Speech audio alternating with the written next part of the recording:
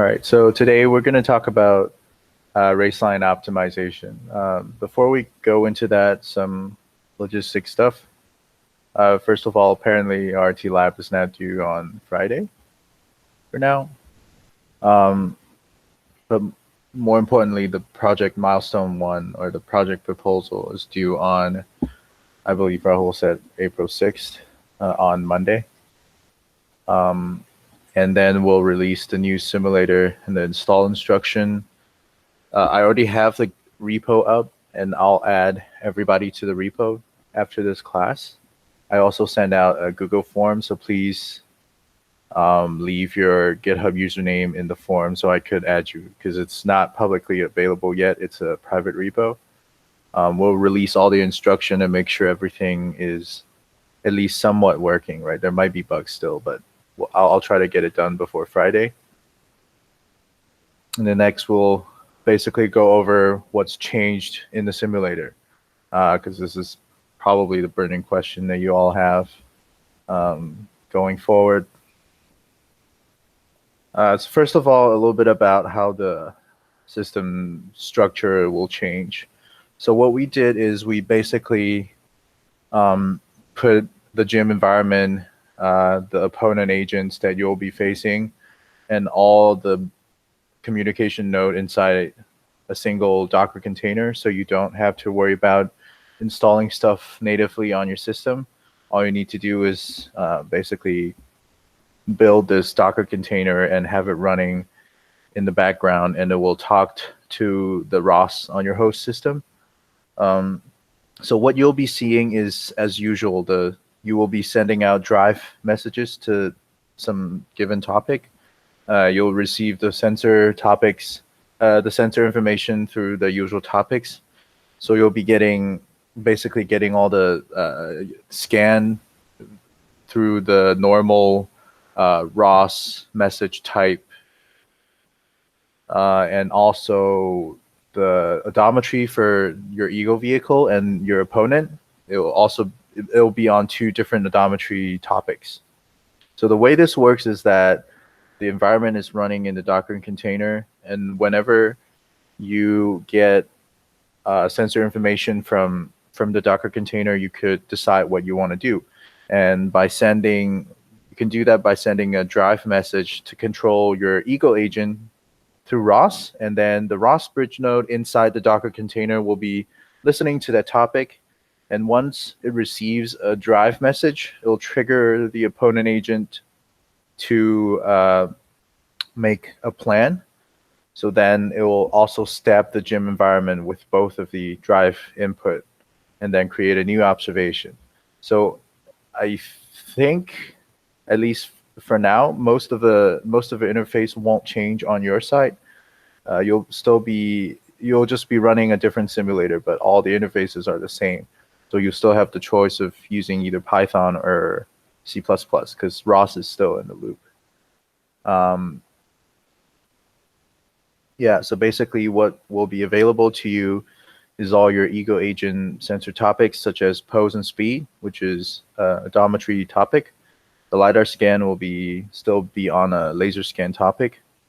The information of the opponent agent, which is the pose and the speed of the other car, that's the only thing you'll get. It will be available on a odometry topic that's with a different name. Also, a map will also be served by a map server.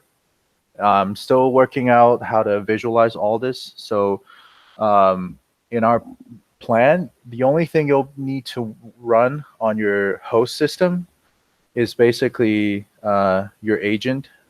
Let me find a pointer.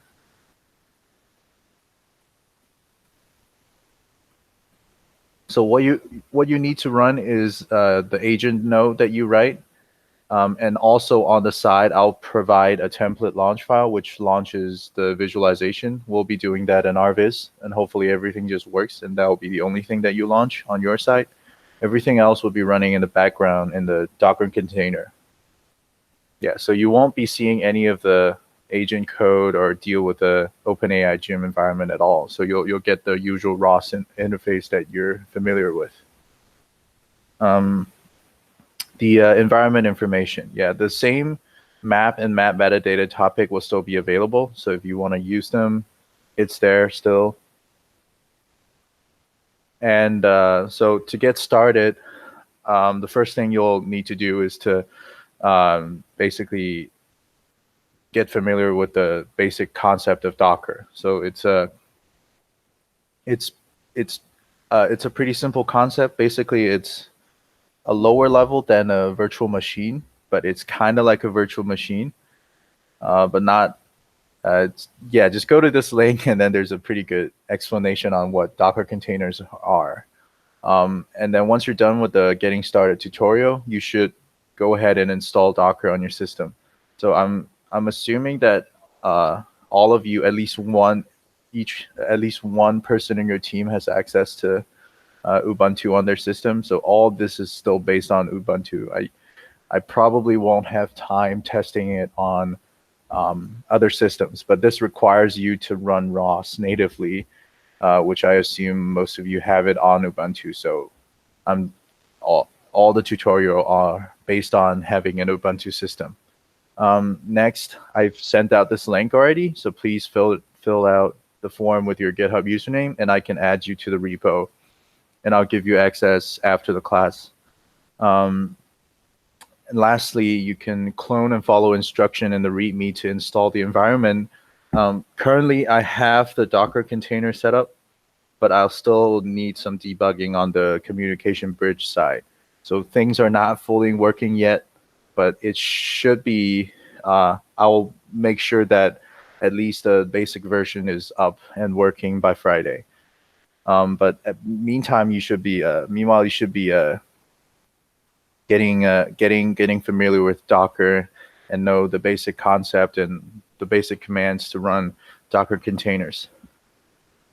All right.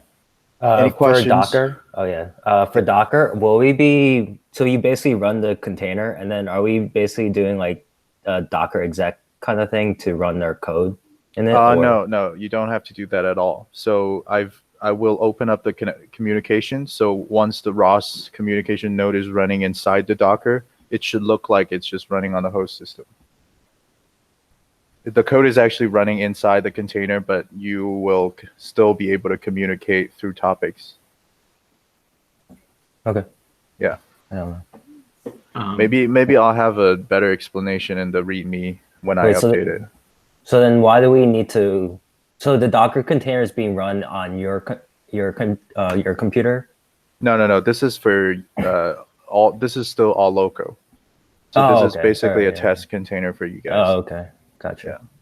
And then when you, at least on our roadmap, in the final race, when you submit your race code, it will be another container maybe that has the similar host system set up like you have, and then we'll pull from a GitHub repo that you provide. Mm-hmm. Yeah. So Billy, could you just explain do all teammates have to install the Docker, or could other teammates remotely access the Docker? There won't be any remote access as of now. You should all just install and build the container locally. Okay, and that host system can be any host system? Nope. Currently, I'm only testing it on Ubuntu. There's no guarantee for Mac or Windows. When you say Ubuntu, will it work with both 1604 and 1804, or? It should. It should, yeah. Okay. I mean, so if you're in this class and you somehow don't have Ubuntu available, let's talk. I'm not really sure how you'd even be doing the labs at this point, but we can try and help you if it's a big problem. Does this work for both melodic and kinetic? So the ROS inside the container will be melodic, but it's only communicating through topics. So I imagine it would work with both. Okay.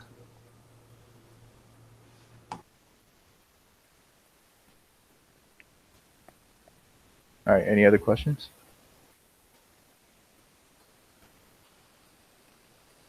All right. Next, we'll get started on the Raceline Optimization lecture. So an overview, first we'll go over how we define splines and trajectories.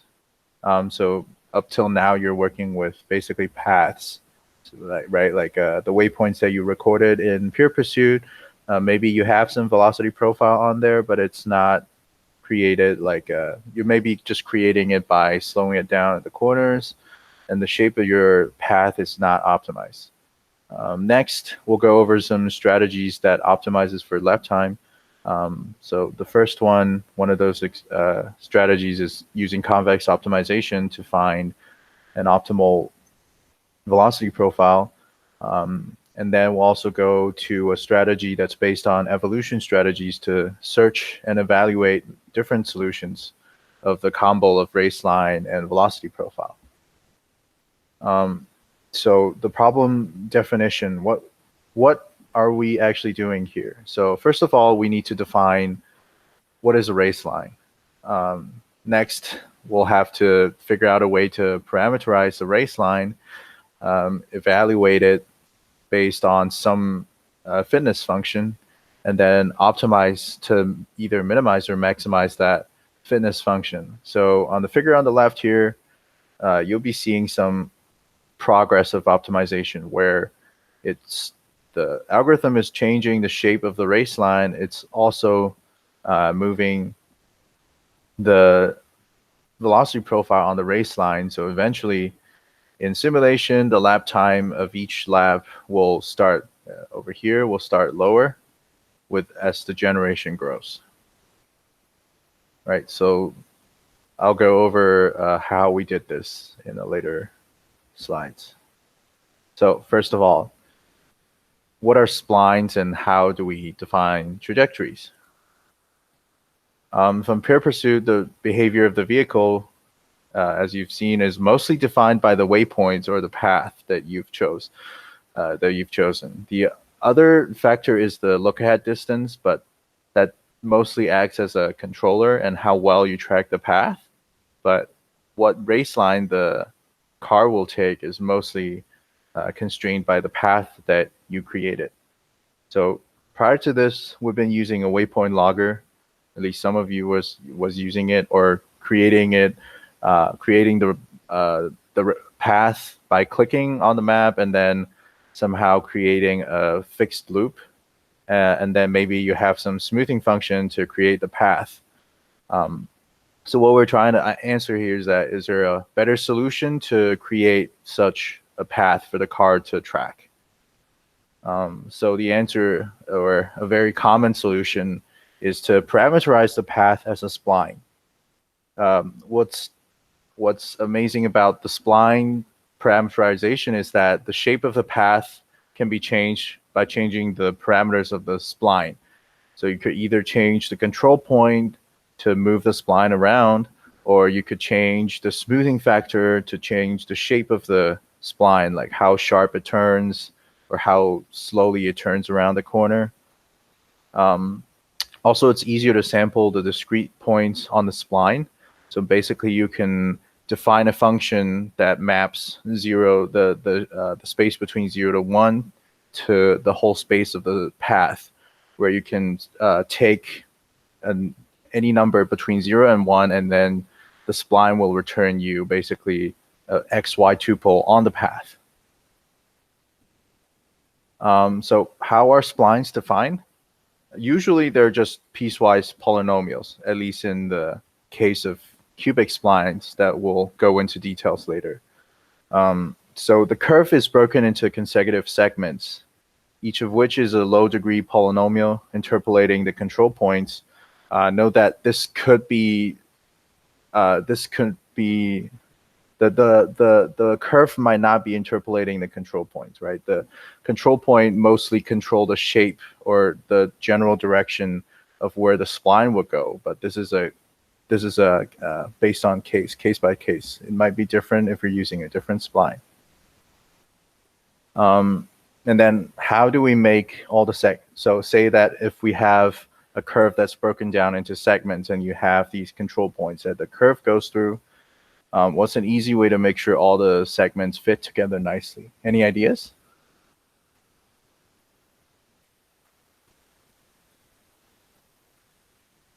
Force derivatives to be equal. Right, right. So there's actually multiple constraints that you can have on these splines, right? So even before you fit the, you force the derivatives to be equal at the endpoints, you could first make sure that you have the 0th degree continuity, which means that the curve is continuous in position, right? The start of a segment should match up with the end of another segment, right? And then, as you said before, we can make sure there's a first degree continuity, which means it's continuous in position, both position and the tangent line, or the first derivative of the curve. And then even going higher, we can have a second degree continuity, which means that it's continuous in both position, the tangent line, and also the curvature. Right. So an example of a spline are the cubic splines. So basically, a very common way to represent these piecewise polynomials are using cubic polynomials, right? They're the lowest order polynomials that can interpolate 2 points and allow the gradient, or the first and second derivatives at each point, to be defined, so you can force these CI continuities that we defined before. Also the piecewise definition gives you local control, which means that you can move a single point in the free space, and it will give you a completely different spline. Right. Also, a higher and lower degree spline are also possible, but they are usually either not as smooth as you want or as hard to solve for. Basically, the higher degree would mean that you'll need more constraints. All right. For example, if we want to design a spline such that it goes through all these control points that we see here. So basically, at T0, you'll have the spline going through point X0. And at T1, it'll go through X1, T2, it'll go through X2, etc., etc. So the first thing we do is to, as we said before, the cubic spline are basically piecewise polynomials, right? We can just break down the equations into segments, and each one of them could be represented by a cubic polynomial with 1, 2, 3, 4 coefficients, right? So for example, x1 of t here, this is for the segment between T0 and T1. And then you basically just represent each segment as a cubic polynomial. Is that clear? Any questions?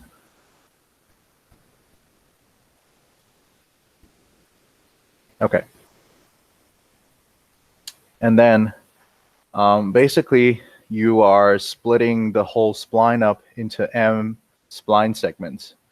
Some questions here. So how many degrees of freedom are there if we have m spline segments?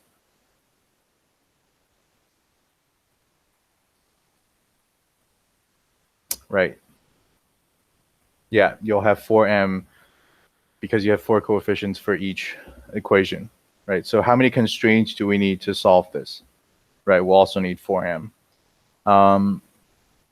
So how do we set up the constraints so that we can solve for this equation, right? As we said before, there's 3 degrees of continuity that we can make sure all the spline segments match. The first of all is the continuity in position at connecting points of the segments, and then we can also make sure it's continuous in both. All the segments are continuous in both the first and second derivatives. So now that we have some constraints that we can use, we'll start by basically this is basically a spline that goes through all the control points, and then we can start by writing out constraints for each of the basically the points that are one segment ends and the other segment start. So for the start of the spline, we usually define the first derivative at this point to 0. So it's a constraint that we can define and we can use in the future. And also we have a position constraint where at t0, this point should go through x0, right? And then for a middle point that's between two segments, we have two constraints here that basically make sure for the first segment at t1, it goes through x1. And at t1 for the second segment, it also goes through t1, right? So this is one equation, but actually two constraints. And then we'll have the first degree and second degree derivative constraint where they need to be equal for one end of the segment with the other end of the second segment. Right, and then this is the same with this point. And then at the end, we also define the first derivative of the end point at 0. So there will be two constraints also.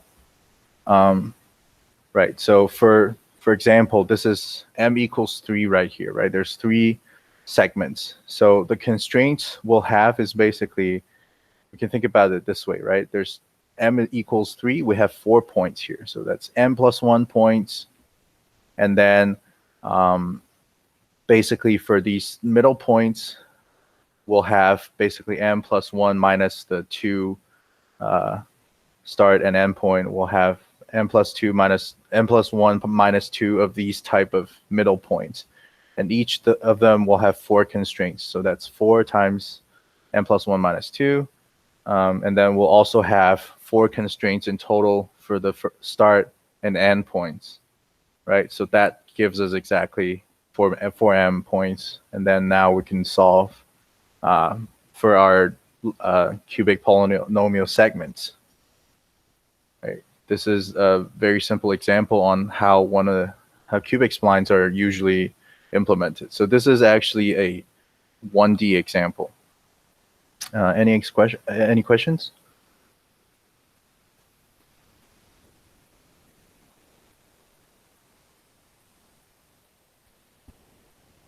How is the first line 2 constraints, right? So you have x1 of t1 is equal to x1, and you also have x2 of t1 is equal to x1. So that's constraints for both this line segment and also this line segment. So that's actually 2 constraints. All right. There are also other types of splines that you could use. But these are some very common splines. I think the most common splines that we'll see is usually the cubic splines that we talked about, and then there's the Bezier curves. There's the B-splines you'll see a lot too. We won't go into detail on how these are implemented because they get complicated. So basically, we want to introduce this concept of spline where you could basically easily parameterize a curve, and then you can basically sample a point very easily based on the equations you have, right? There's another concept that's associated with splines, which is curvature. So curvature basically means how much your curve is turning, right? So usually we define curvature through the osculating circle, as shown here, which is the circle that best approximates the curve at a single point. Once you have the circle, you can also calculate the curvature by doing 1 over the radius of this circle. So as you can see, the smaller the circle is, basically means that the bigger your curvature will be at that point. So an easy way for you, at least in Python, to get started using splines is the interpolate library. So SciPy has an implementation for finding B-splines given a set of n-dimensional points that you give it, right? So first of all, you'll call SPL prep. Basically, this gives you sort of like the equation of the spline. It returns you something that you can use in basically SPL EV. So this is evaluating a B-spline or its derivatives based on what SPL prep returns. So this, if you give it a number between 0 and 1, which is how far along on the curve you want to be from start to the end point of the curve, it'll give you well, for example, in 2D, it will give you basically a two tuple that's basically x, y of the point. There's also this other function which evaluates all derivatives of a B-spline. So at least you can get the first and second derivative, and from that you can even calculate, say, like the heading angle on each point of the on the spline, and also the curvature at each point of the spline. Right. So now that we have basically a good parameterization for writing out a curve, is the spline enough? Right? Like, what else is needed to define a racing strategy for a given race car for a given track? And is the shape of the path long enough to define a good racing strategy? What do you guys think? Optimization in terms of what? Like, what are you optimizing for? Yeah, so this line that we get is just a continuous path, but may not be like smooth or anything because we haven't imposed any constraints or inequalities on the derivatives. Mm-hmm. That's one thing. And you might want to optimize the path in terms of length or the time it takes to complete based on dynamics. Mm-hmm. That's a good point. Also, what is this? We would need to control input for each position. Yeah, so what would be a good control input that most defines the car's behavior the most? Like, what do you see changes how the car behaves most at each point, apart from like how your tracking method? Velocity. Yeah, right. So we also need velocity, a velocity profile, right? As you all said, this basically is kind of like a control input that changes your car's behavior. Right, and then it if you have a tracking policy, whether you're using an NPC tracker or you're just using Pure Pursuit, this should be enough to define a racing policy around a track. Right, so the top speed of the car at certain points on the path, as we said before, with a higher curvature, it will turn more sharply. So intuitively, the top speed of your car at that point is constrained by the curvature of the spline at that point. So from now on, we'll denote a path defined by a spline along with the velocity profile that you've defined for the path as a trajectory, right? So a trajectory is not only an XY tuple, a list of XY tuples, it also includes the velocity at each point. So next section, we'll talk about an approach that optimizes for speed. Right, so there are several ways that you can approach this problem. So first of all, a naive approach would be, excuse me. As we said before, the curvature at points on the curve limits the maximum speed the car can achieve on the curve. Right, so you can, given a curve, you can or a loop around the track, you can find the locations or points with biggest curvatures, right? Say you find like 10 or 20 points with the largest curvature at those points, and then you define the speed limit on these maximum curvature locations. Once you have that, you can, so this is basically you're defining a speed limit at these points based on how big the curvature is. So this is like maybe a linear function or some kind of gain on the maximum curvature. And then next, you'll be interpolating in between these locations. Since you have the spline, you know how far apart these points are. You can probably interpolate and then find what the speed is for each point in between these points, right? And then you'll have a full speed profile. Another approach is that you could just add the velocity profile to the search space. We'll outline a method in a later section about how to search for a good race line. So I'll go over that once we're in that section. And another efficient way to do this is to basically use convex optimization, right? So a little bit background on convex optimization. So if you guys haven't taken ESE 605, basically a convex optimization is usually set up to maximize to set up so that the problem is trying to minimizing a convex function over a convex set or multiple convex sets, right? So a standard form of a convex optimization problem, it could be seen as minimizing an objective function over the optimization variable, right? And then these are the constraints.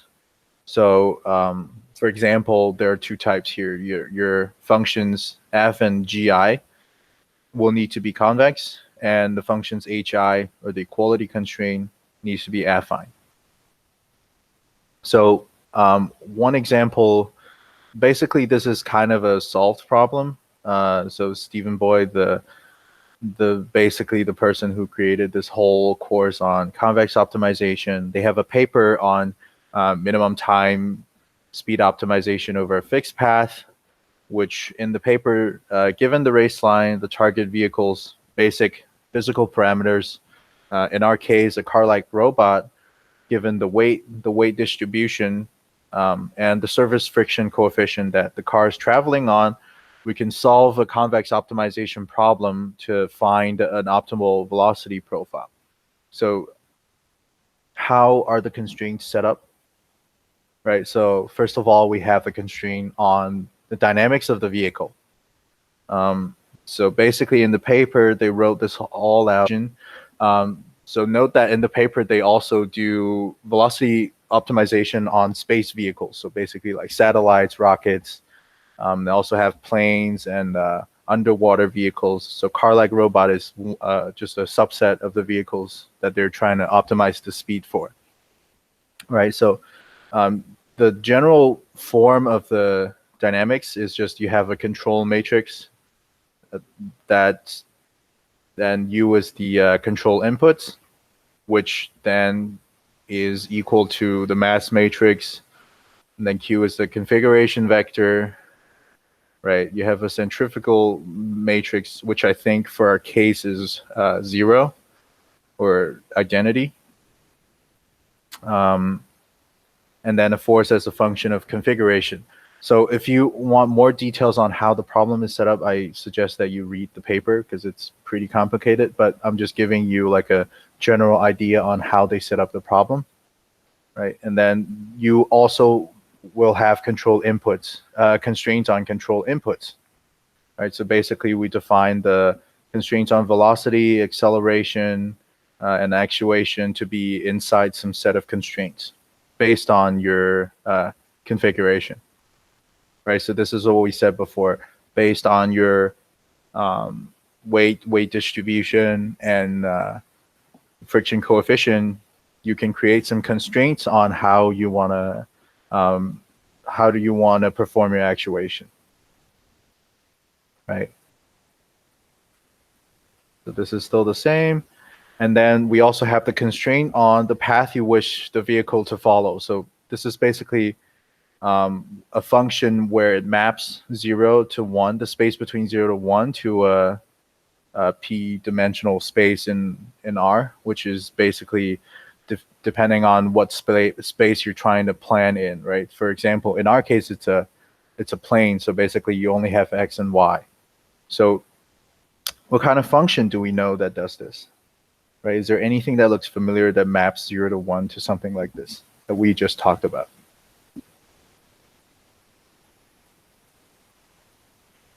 Right, so the little hint is 0 is the start, 1 is the end. You pick a fraction of between start and end, you get a point. What does that look like?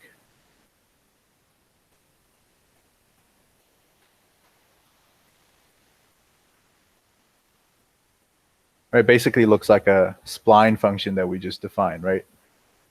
So the spline that we define, basically, it's a function that maps the space between 0 to 1 to an actual point in n dimension, right? Now that we have the constraint on the path, so we can also define a function theta. So theta maps well, before that, big T is the time Basically, it's between t would be between 0 and big T.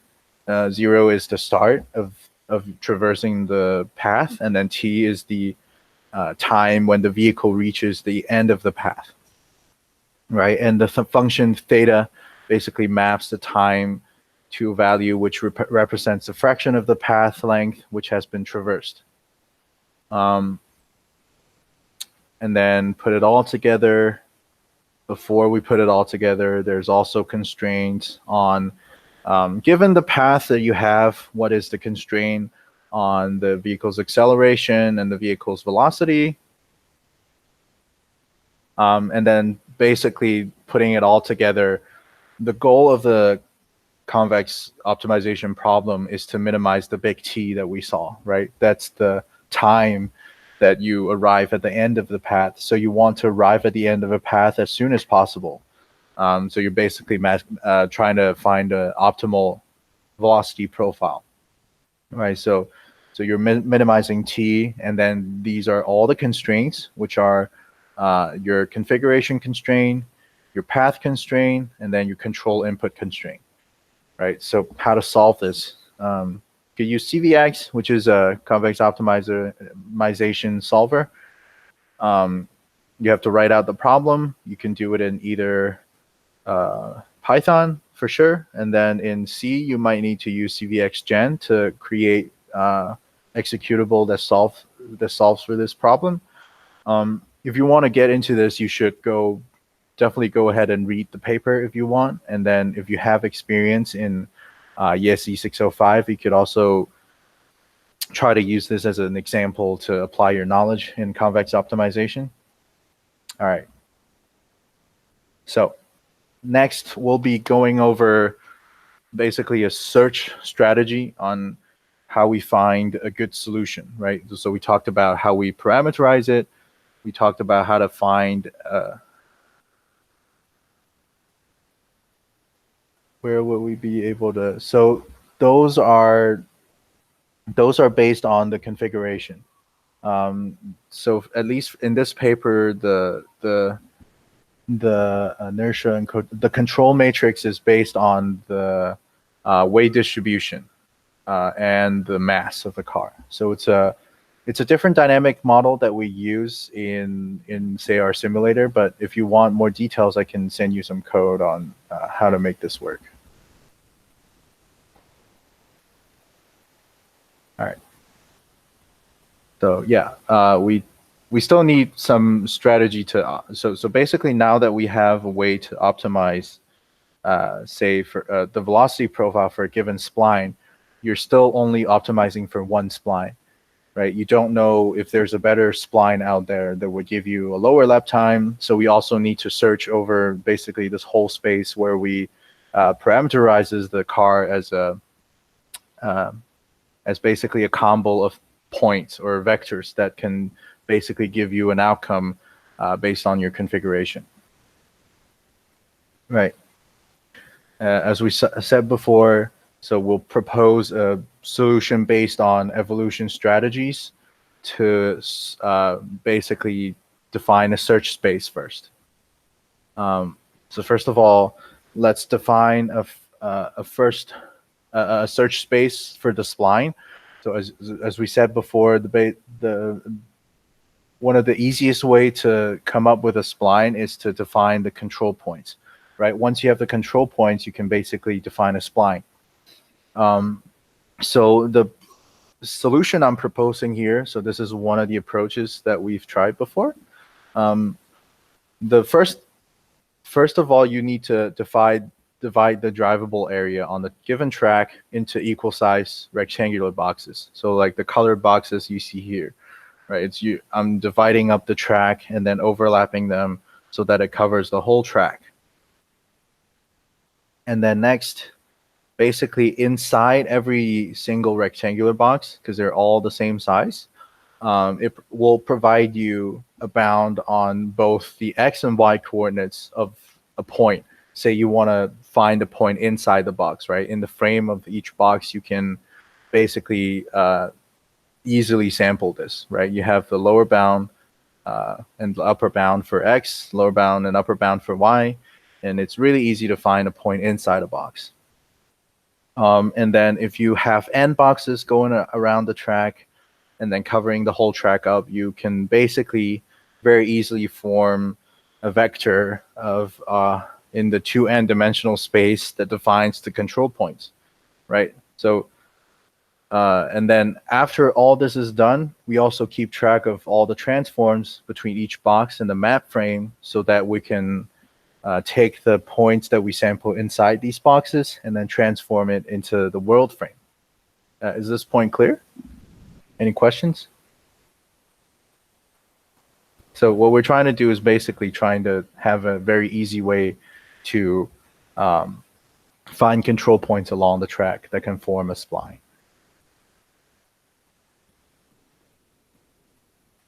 All right. Yes. So they are overlapping because we want as much coverage of the track as possible. So you don't want to accidentally miss some of the control points. So the control points, they don't necessarily need to be non-overlapping. So the hope is here. So the hope here is that after some optimization, it will learn to not do this overlapping thing, which might make the curve go something crazy like this, right? You don't want the curve to look look something like this. It's all just going overlapping control points. All right. Now that so basically these yellow points in the picture here is basically the points that you can sample from each of the boxes. As you can see, they might not be on a straight line or anything. They're just all over the place. And then now you sample the points inside the boxes. You can generate this blue spline basically based on these control points. So in this case, in the figure, we used a third order B-spline. So B-splines, they don't necessarily go through the control points.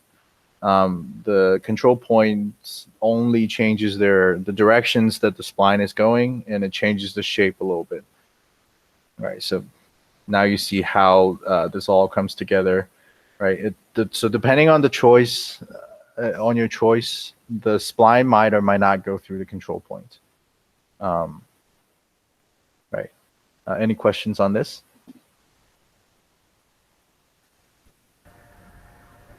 Yeah, how does it make sure that it's always inside the path?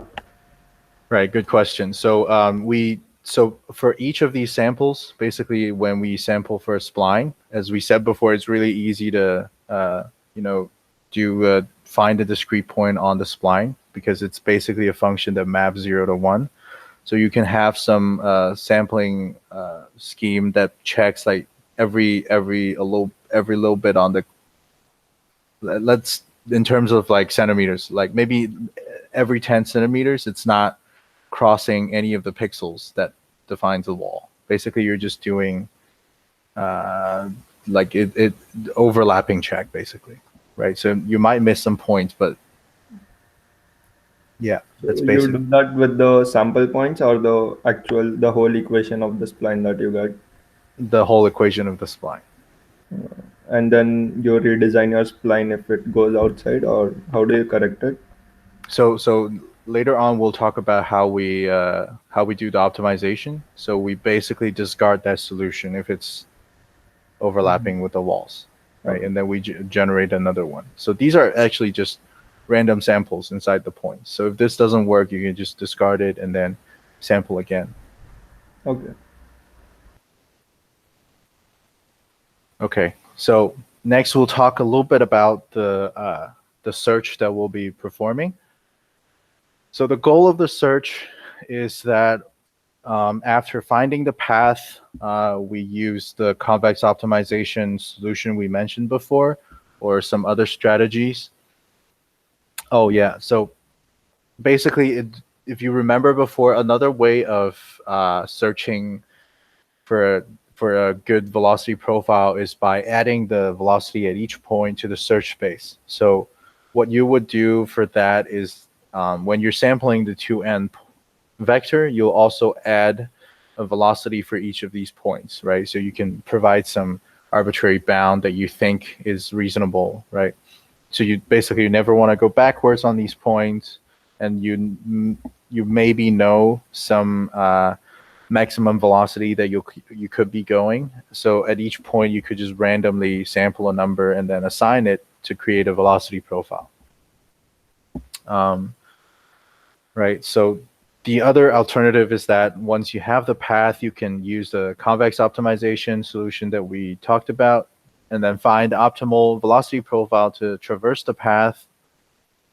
And then we basically need a metric to define how good a strategy is, and use that metric to guide our search for a good strategy. So the proposed optimization so basically method is based on evolution strategy. So our problem is high dimensional, right? As we said before, if you have 500 boxes covering the whole track, your search space will be in R to like at least R to the 1000 in 2D. And it's also non-convex, and it lacks a closed form expression of the dynamics.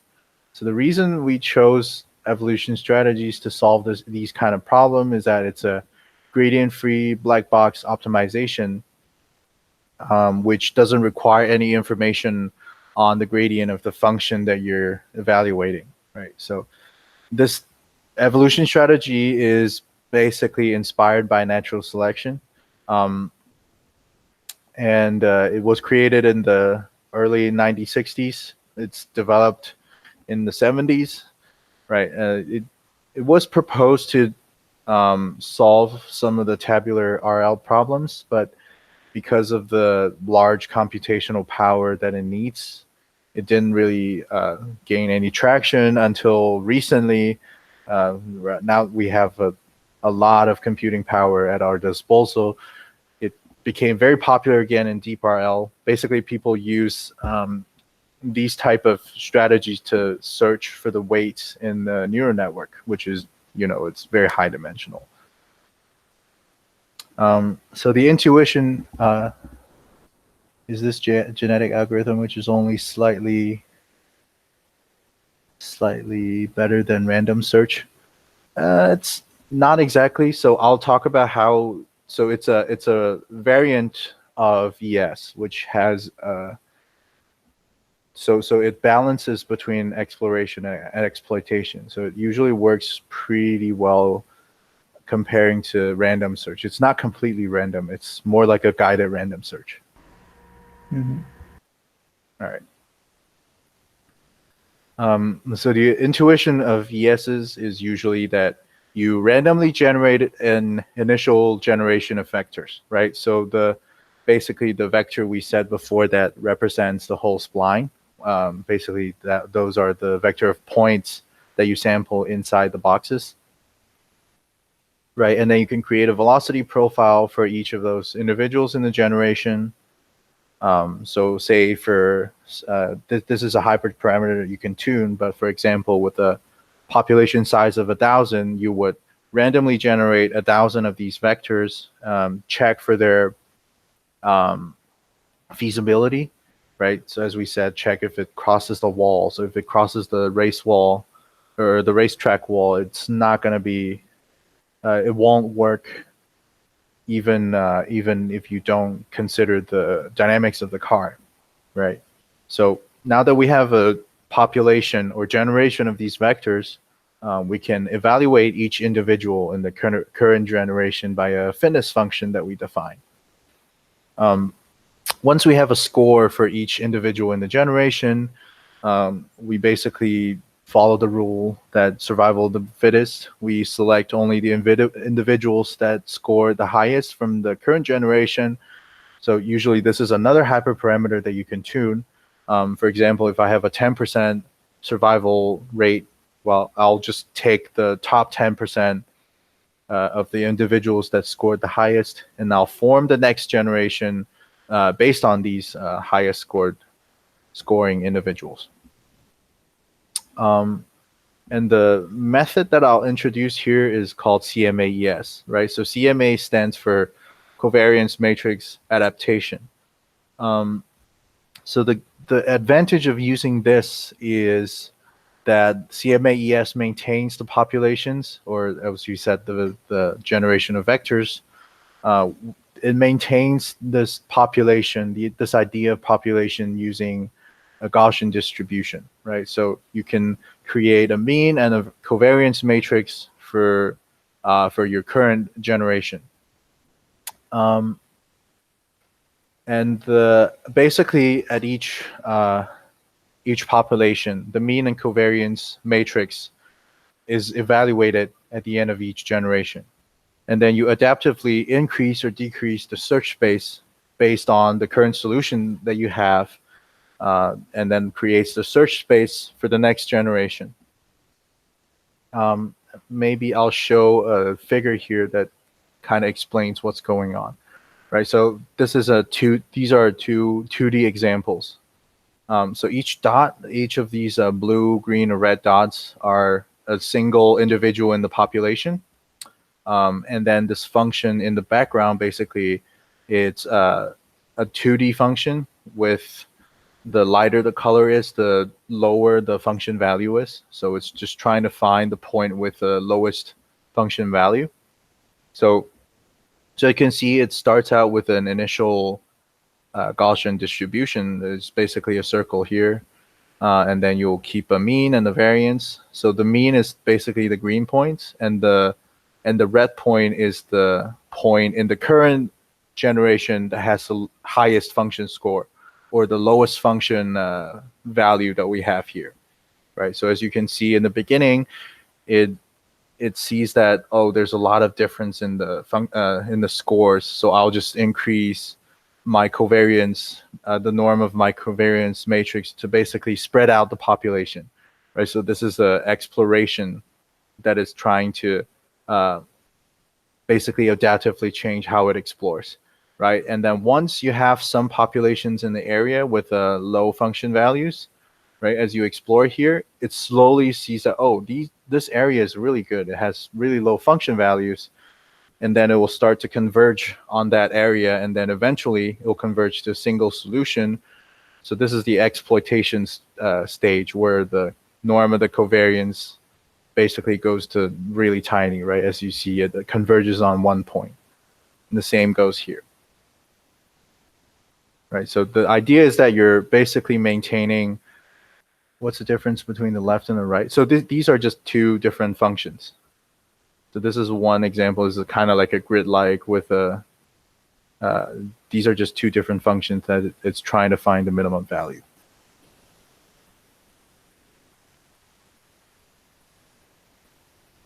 Yeah. So the idea is that by modeling the generation or a population as a distribution, you can automatically control like the trade-off between exploration and exploitation.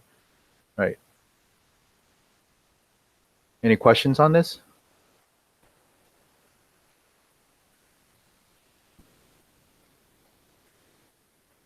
Okay. Right. Maybe let me see if I mentioned this. Okay, I did. Okay. So next we'll basically go over how the mean and covariance, or the underlying distribution of your generation or population, is updated. For example, in 2D, so the mean and mean is calculated by basically this thing. This is just the average in the X dimension, the average in the Y dimension, and then your covariance is basically this. This is just your normal covariance and mean, right? So what CMA-ES does is that basically, with a population size of n, basically instead of using the whole population to calculate this distribution, it updates, and basically it finds the mean in this one dimension of the next population by using only the best n best solutions, right? So this is based on some percentage that you can define. So instead of n, this would be maybe like 0.2 times n, right? This is only the top 20%. And the same goes for population. Here are the control points. Yes. So the population is basically the vector, the 2n dimensional vector that defines your control points. And it might also be 3n if you're adding a velocity to each point, if you're just searching for it. So it could be whatever you want to search on. But in this case, it's 2n or 3n. Yeah. So, and then the way that it updates the covariance matrix is also based on the n best solutions, and it uses the mean and covariance from the previous population or the previous generation, right? So the mean is no longer the mean you calculate here. But that's how CMA-ES updates the mean and covariance matrix as it goes through the generations. All right, is this clear? Any questions?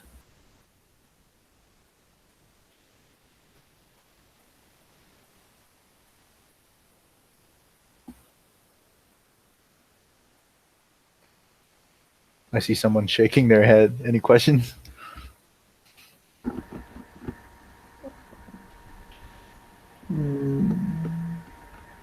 So this is a 2D case where you only have 2 dimensions, right? So basically for your, say like the r to the 2n case, you'll have r to the 2n dimensions, right? So you'll create a mean. Your mean will also be a 2n dimensional vector. Yeah, why is covariance not calculated on the new mean and the? You don't Like, know when you're calculating this, because you're trying to do you remember this is where the adaptation between exploration and exploitation comes in, right? If you use the new mean, it basically won't change the covariance anymore, right? Because this is also just it will keep the covariance as the same. If do you see this, how it's not changing the covariance if it's the new mean? Yeah, but what's the logic behind using the previous one and not something else? Right. So using the previous one, you can see like what direction. Basically, you can think of it as you're kind of seeing what direction it's moving from the previous generation, right? So you can increase the covariance in that direction, right? So this is a high dimensional thing. If you think about it, if your new best solution and your previous mean is not that far away, that means that you're doing pretty good in that dimension. So you don't want to increase the covariance in that dimension. Okay. Yeah, so this is the adaptation between the exploration and exploitation. All right. So the fitness function. As we said before, it's very important that you have a metric that evaluates the performance of a candidate in the generation, right? So basically in our racing context, or at least for the single car time trials that we're trying to shoot for here, the lap time is the very good candidate for as the fitness function. So basically a more performant candidate will have a lower lap time, and to obtain the lap times of each solution that you get. So you basically, what you'll do is you sample the control points, you get a velocity profile, and you run the simulation, right, to get a function or a fitness function score.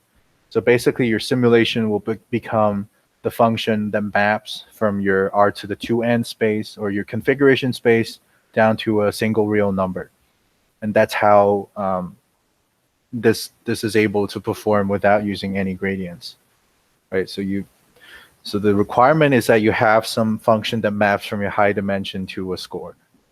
And the whole procedure of CMA-ES is basically, first of all, as we said before, you're going to initialize the vector with a flat distribution, right? So the default Gaussian distribution mean and the covariance. And then once you define the distribution, you can randomly sample for, say, like 1,000 of those. Yeah. There is a distribution for each of the boxes on the trajectory. No, It's Oh, it's one distribution for all the points in the boxes, right? So it's a really high dimensional distribution. so it's trying to learn the distribution, right? Yes, basically yes. And is this a Gaussian? Yeah, in this case, yes. You could also use something else, but at least in this most simple way, you use the Gaussian. And the unimodal Gaussian gives you like a trajectory over 500 points, like good 500 points that you can take out of it. So this the problem with a unimodal Gaussian is basically that you don't get any diversity in your final solution, right? You might have very good solutions very far apart, but with CMA-ES, you only exploited one of them and you converged on only one of them. So this is the one of the downsides. But you can definitely explore using other distributions. You just have to have a good way of setting up the distribution and then updating how the distribution is modeled. Okay, thanks. Another question, the number of candidate points sampled from the distribution on each iteration is always the same. Candidate points sample from, you mean like the number of candidate solutions, or you mean like the points in each candidate solution? So the number of points you sample to generate the spline is always the same. And also the number of candidates, right, with the rejection sampling that we talked about before, where you check if it's intersecting with the track walls, you should also sample until you have a fixed population. Is that clear? Okay. All right. So once you have this population of vectors, you can basically run simulation on each single one of them. And you calculate the fitness score of each candidate in the current generation. And once you have the score for all the candidates in that population, you can then isolate the best n%. So this is the survival percentile. So you isolate the best n% of the population in the current generation, and then you use those along with the mean of the current generation to calculate the covariance matrix for the next generation. And you also update the mean after that, right? Now that you have an updated distribution, you can move on to the next generation and then sample a new set of candidates from that distribution. And then you just iterate through these 4 steps here until convergence. So the way that you see convergence is usually just that either the lap time, the score that you're evaluating stops dropping, or the norm of the covariance matrix that you're maintaining as distribution, it drops below a certain threshold. So you know that all the solutions are converging on basically one solution. All right, any question on the procedure of CMA-ES? So this is iterative. You're going through generations. 2D case, what is the ideal distribution you're aiming to get mean around in the center of the track? So not really. So the ideal will be the distribution or the configuration that gives you the lowest lap time, right? It doesn't necessarily have to be in the center of the track. I have one question. Yeah. So this gives us the optimal XY points around the track, right? Like optimal trajectory in that sense. So there's no how- optimality guarantee on this, right? It at least gives you a local minimum, but it can't guarantee the global optimum. Okay. And for the fitness score, we need to find the minimum time. And for that, we need a velocity profile. Yeah. So how are we calculating the velocity profile from this? So there's 2 ways that I proposed before.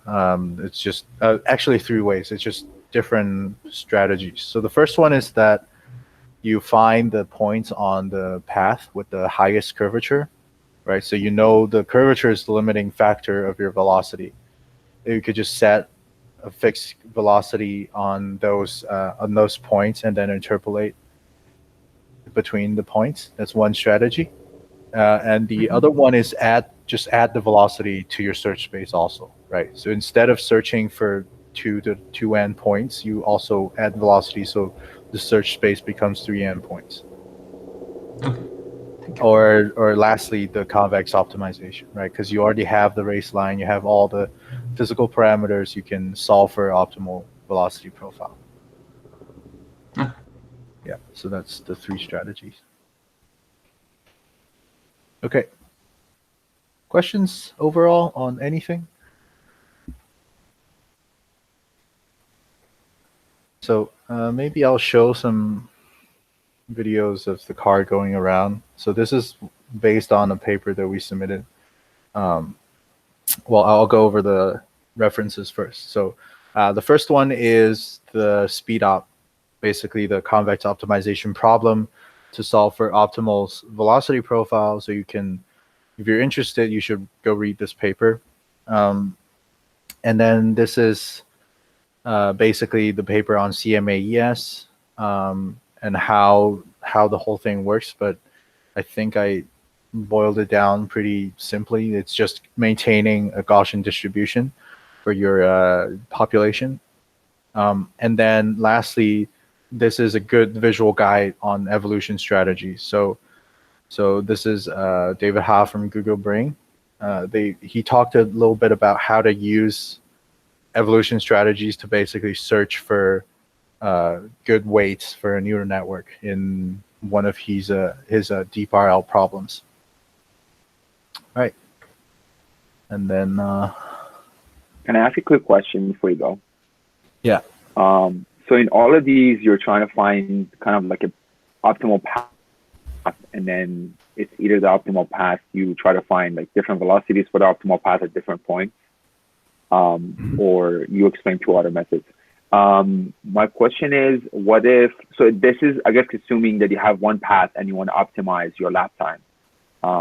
What happens, like, how do we update this to work when you have like moving objects like cars and your path isn't going to be the path you decided before? How do you like optimize for speed?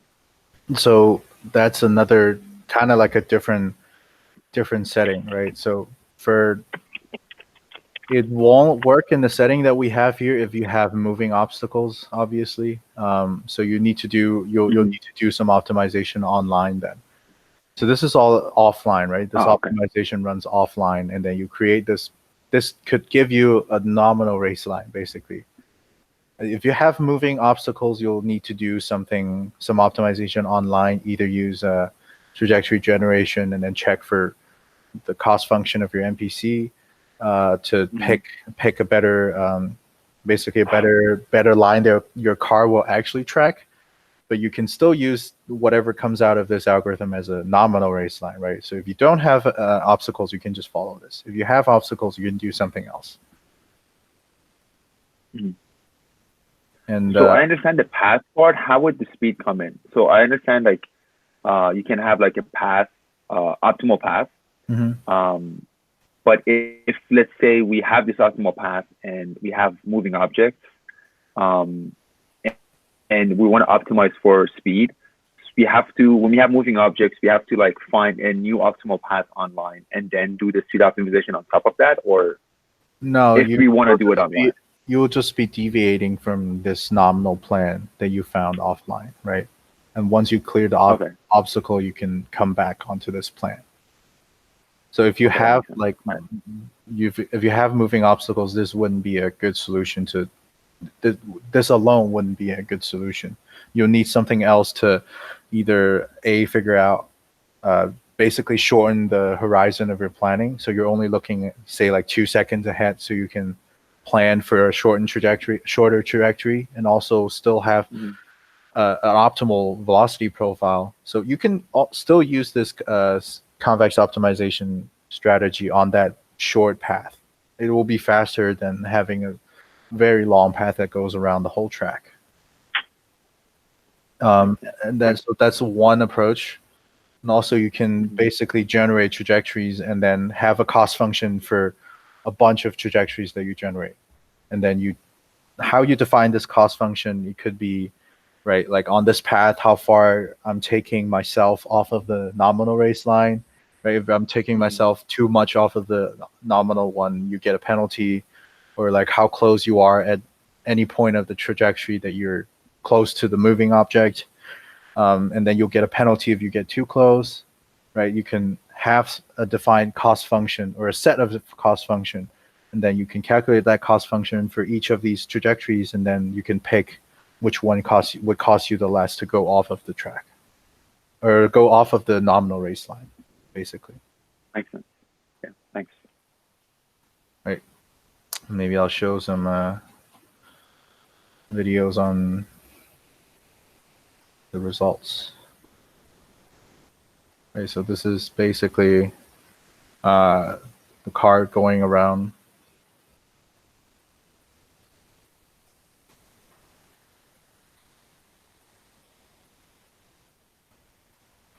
I think the video is just choppy on Google Meet. But yeah, basically what we did is we basically use this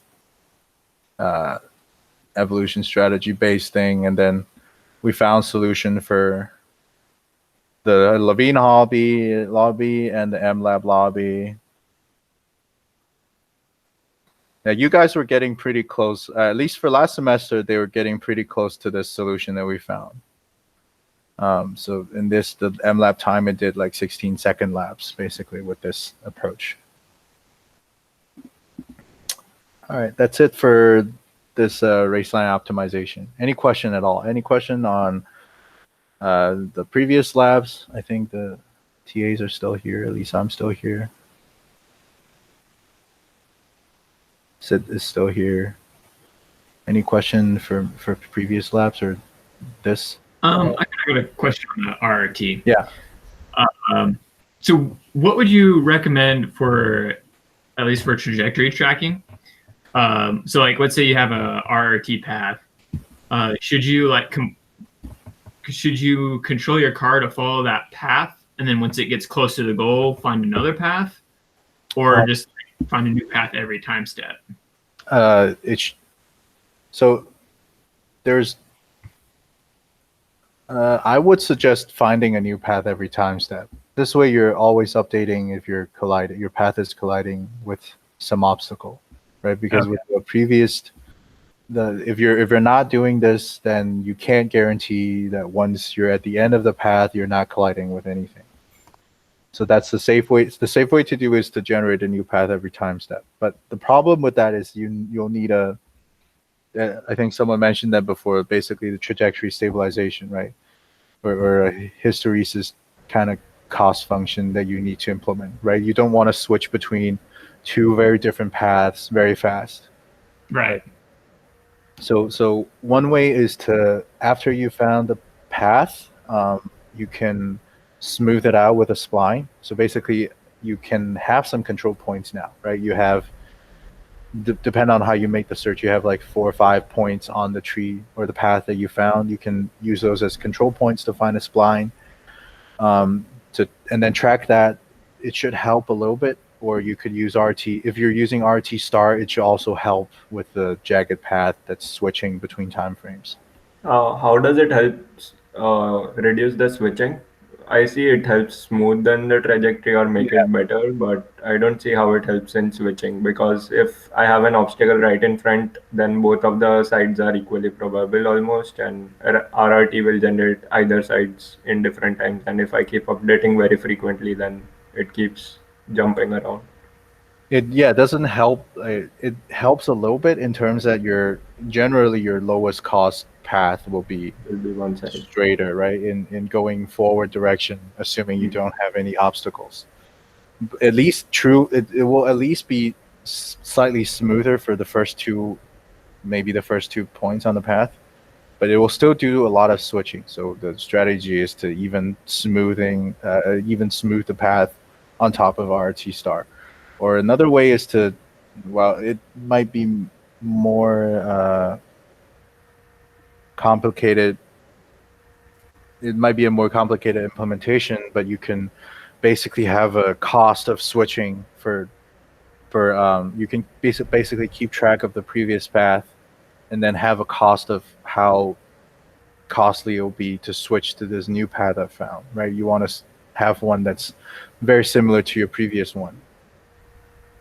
Just getting into like a more Uh, complicated implementation. Our main issue is that even if it is switching slow or like very fast, and there is an optimal one, but because it's switching as it approaches the obstacle, it kind of just constantly, turns its wheels back and forth. And so it doesn't choose one of them. Like if it had kept the wheels to the right for a bit longer, then it would have been fine. But since it just keeps going back and forth, it just runs right into the obstacle. So how are you guys tracking the path right now? Pure pursuit. Pure pursuit on the path you found. So basically, not resampling the path. Not right now. So basically, your look ahead distance will change very frequently, right? Yes. Yeah, because it depends on how close the nodes are, but yeah. Yeah, exactly. So if you can't have a fixed, so a good from like pure pursuit, you probably know a good look ahead distance that will keep your car stable, Yeah. right? So one suggestion I have is to, once you find the path, if you're not smoothing it, you can resample it so that you create more points on that path. So you can still Like pick one. it doesn't have problem if we give it one path, it doesn't have a lot of problem following it. But since RRT gives new paths every time, it keeps like in expectation it goes straight instead of left and right. Yeah, but it shouldn't. I've seen implementation before, but are you constraining your search direction for expanding the tree anyway? Like, are you? We Is just it- search in front of the car. Say that again. Sorry, I missed that. I So said we it's only just in front of. I'm sorry. yeah, Yeah, in you front continue. of the car, like So- the front half of the car. So Okay. the sample points are always in front. And are you constraining how the nodes are expanding? Right. So if We you're have maximum expansion distance. yeah, so that's one. Do you have like basically a maximum angle between the branches? You can also do that.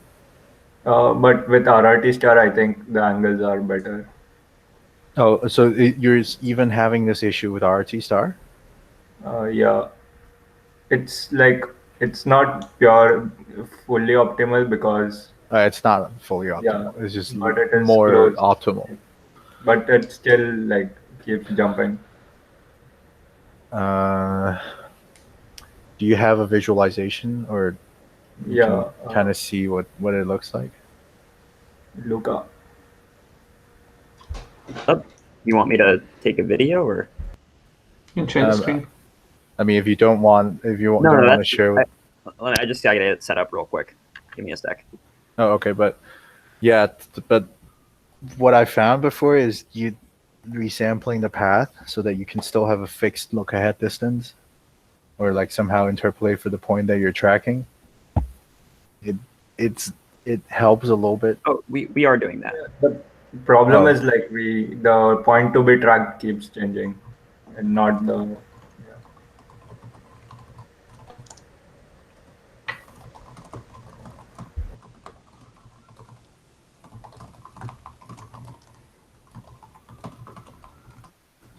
I should stop recording this now.